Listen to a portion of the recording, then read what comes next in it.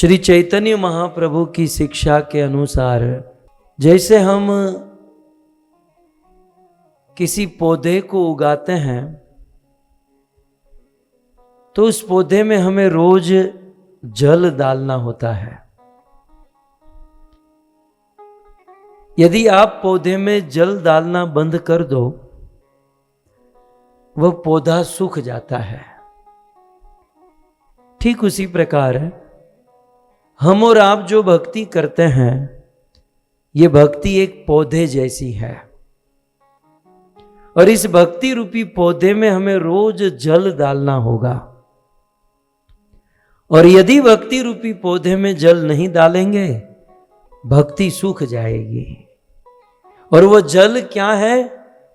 श्री चैतन्य महाप्रभु कहते हैं श्रवण कीर्तन जले कर ये सिंचन माली हैया करे से बीज आरोपण माली हैया करे से बीज आरोपण श्रवण कीर्तन जले कर ये सिंचन।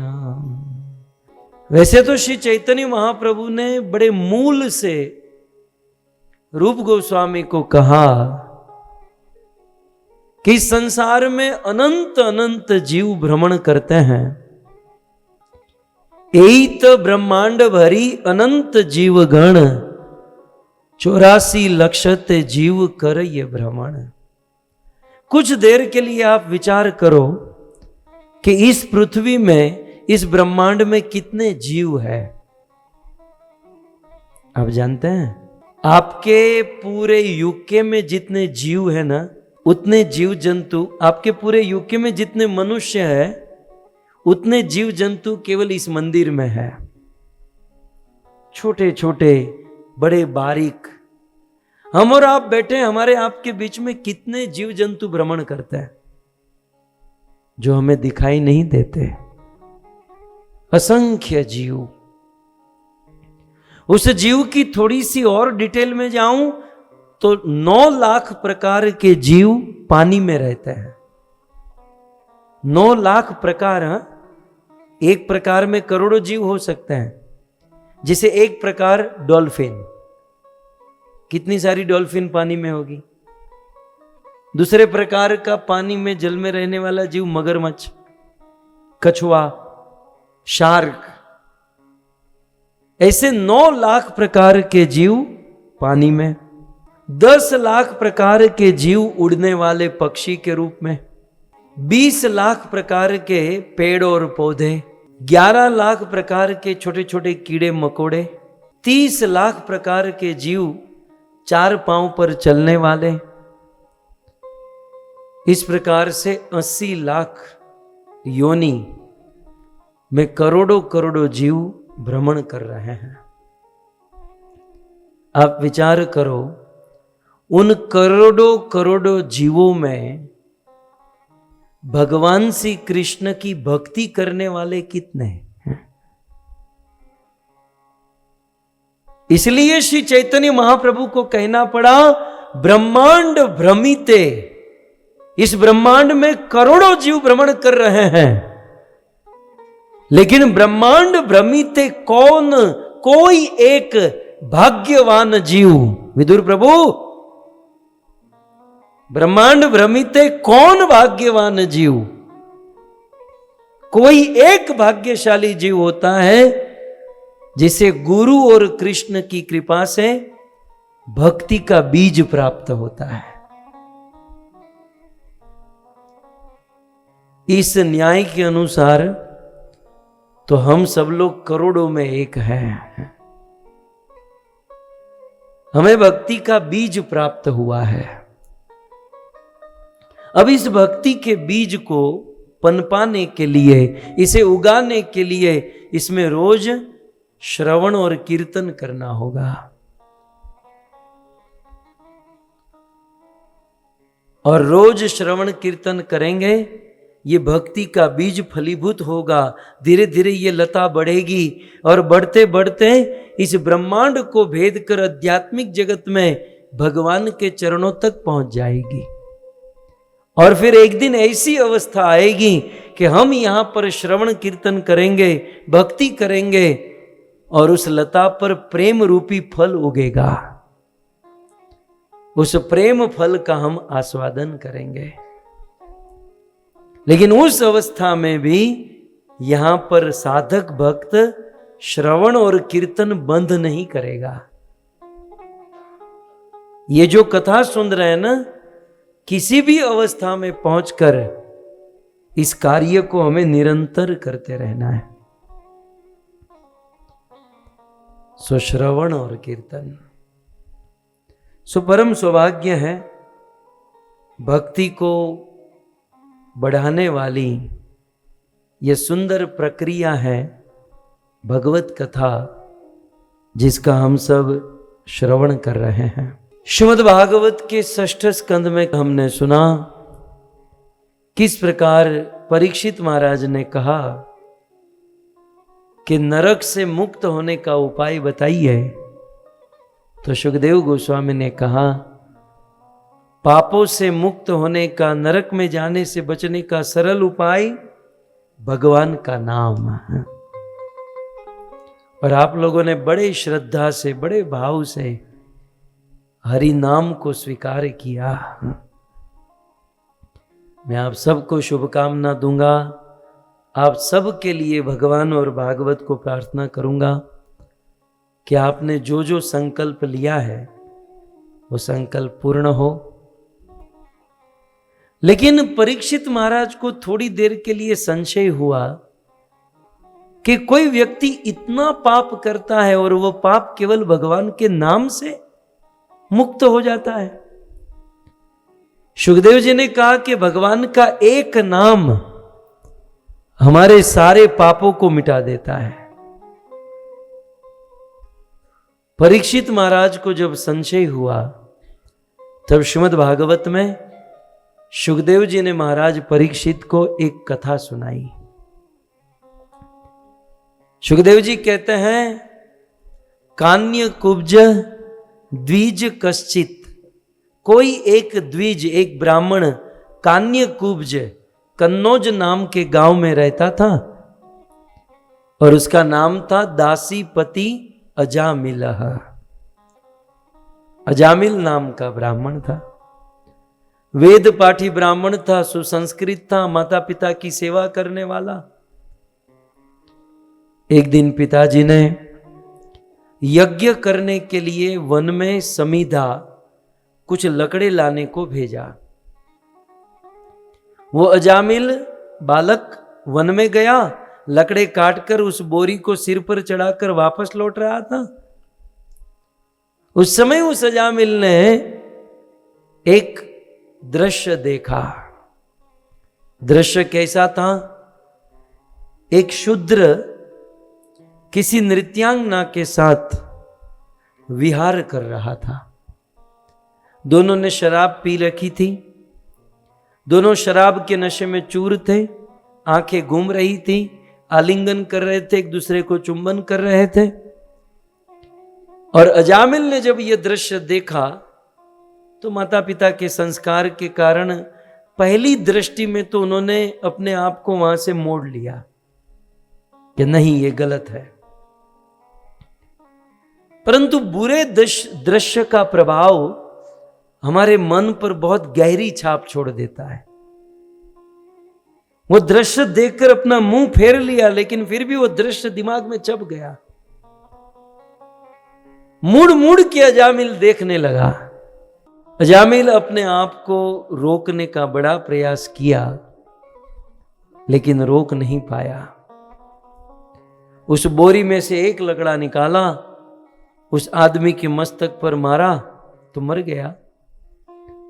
और वह ब्राह्मण का बेटा उस वेश्या को लेकर अपने घर पर आया। अपनी पत्नी को घर से निकाल दिया, माँ बाप को घर से निकाल दिया, और वह अजामिल उस नृत्यांगना, उस वेश्या के साथ रहने लगा। और उस नृत्यांगना के साथ रहते हुए सुखदेव जी कहते हैं, बंद अक्ष कैतवेश चोरिये गर्हिताम वृत्ति मास्थितम। वो चोरी करने लगा, लोगों को किडनैप करने लगा, अनेकों प्रकार का बुरा कर्म करने लगा, क्योंकि दासिया संसर्ग दूषित, क्योंकि उस नृत्यांगना के संग से वो बहुत अपवित्र हो चुका था। इतना ही नहीं, वो अजामिल उस नृत्यांगना से 10 पुत्रों को जन्म दिया। यह करते करते अजामिल के जीवन के 88 वर्ष बीत गए।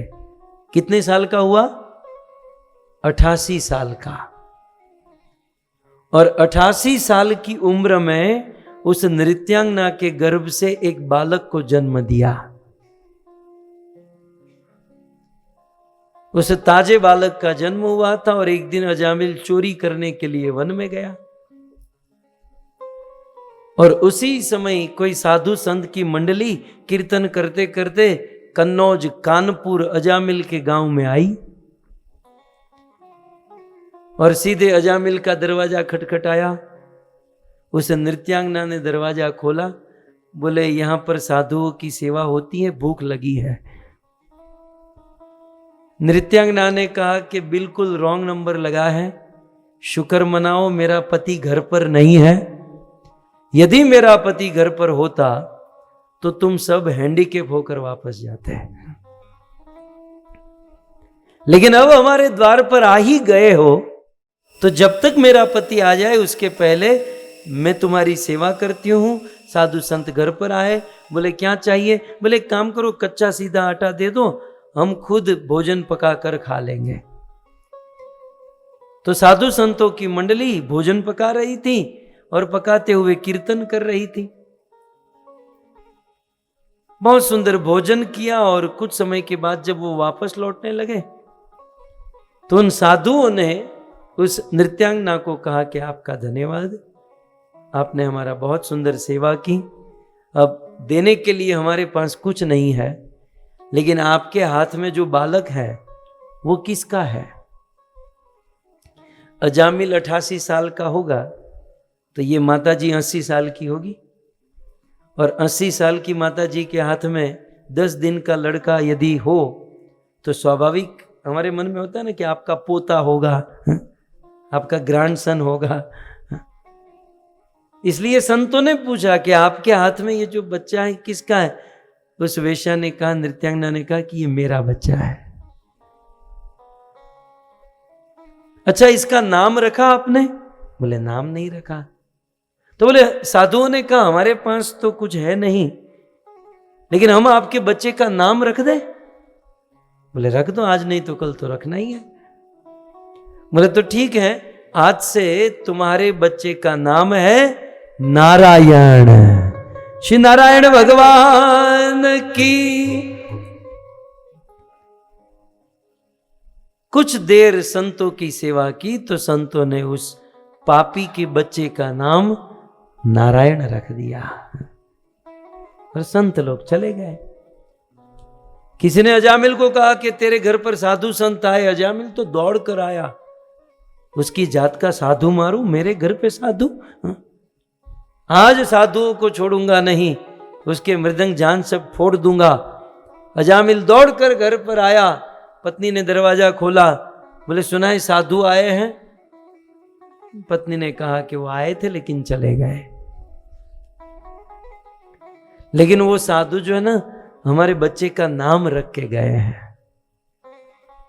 अजामिल ने सोचा रख के गए हैं ना, कुछ लेकर नहीं गए ना, मतलब हम लोग बेनिफिट में है ना तो ठीक है।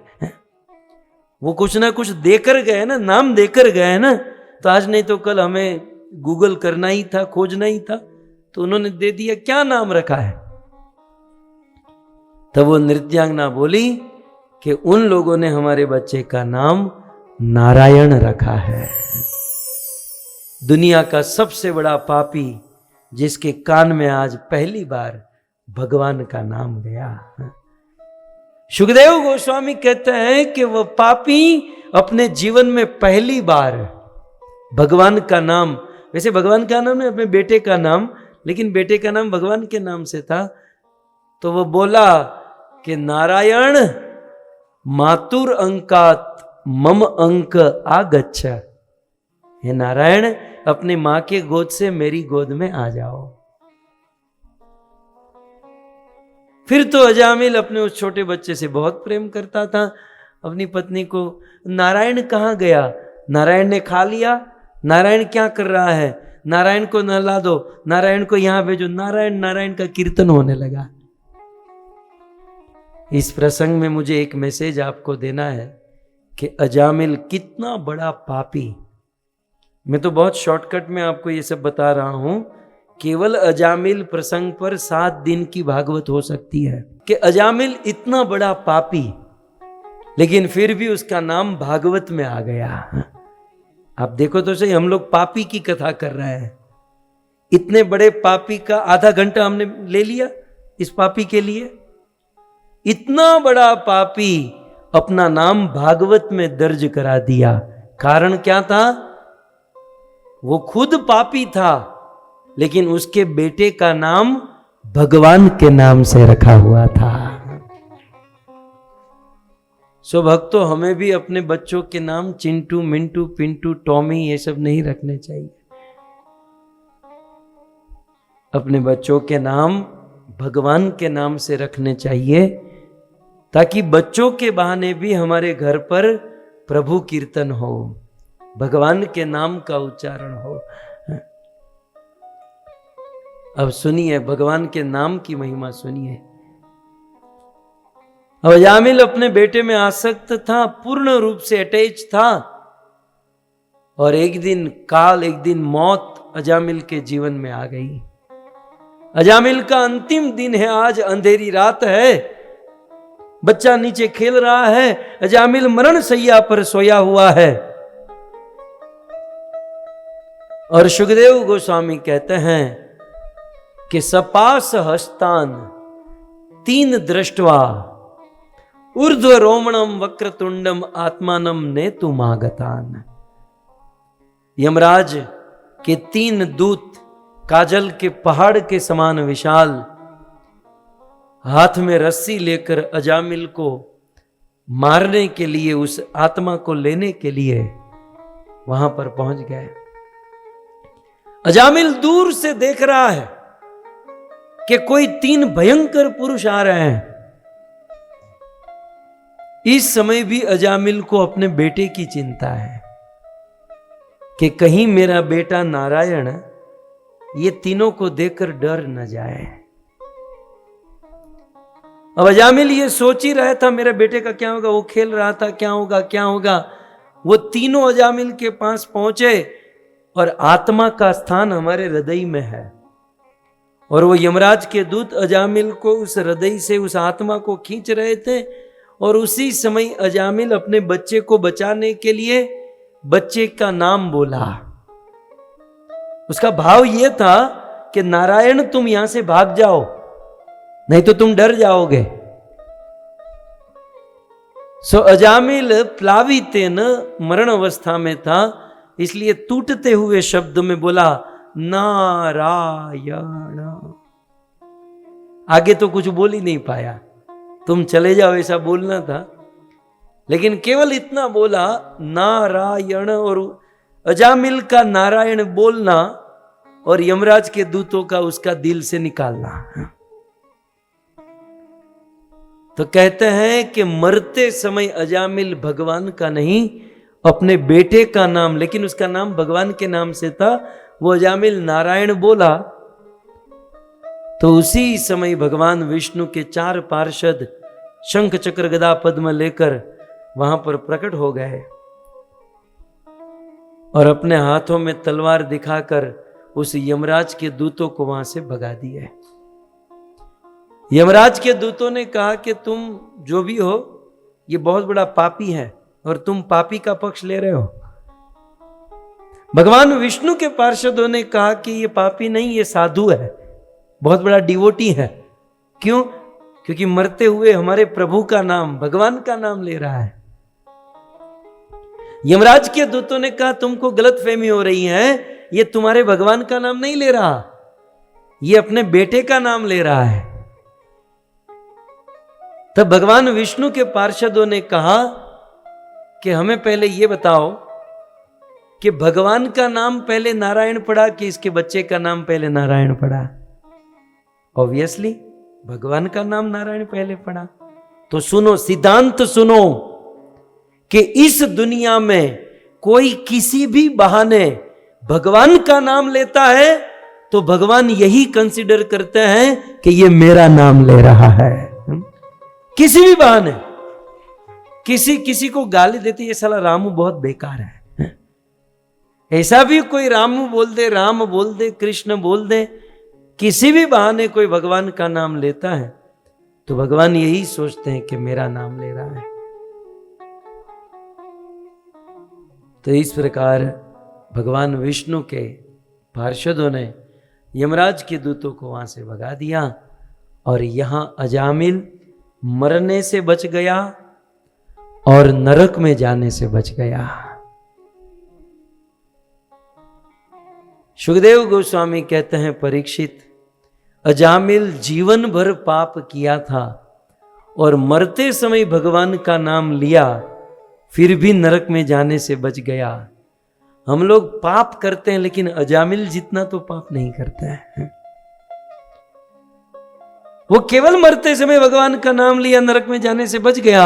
हम लोग जीवन भर भगवान का नाम लेंगे तो नरक में जाने से क्यों नहीं बचेंगे, अवश्य बच जाएंगे।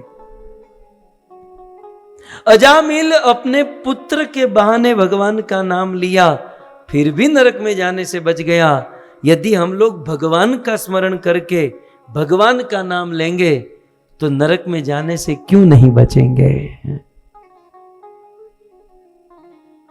सो इस प्रकार से अजामिल पुत्र का नाम लेकर भी नरक में जाने से बचा।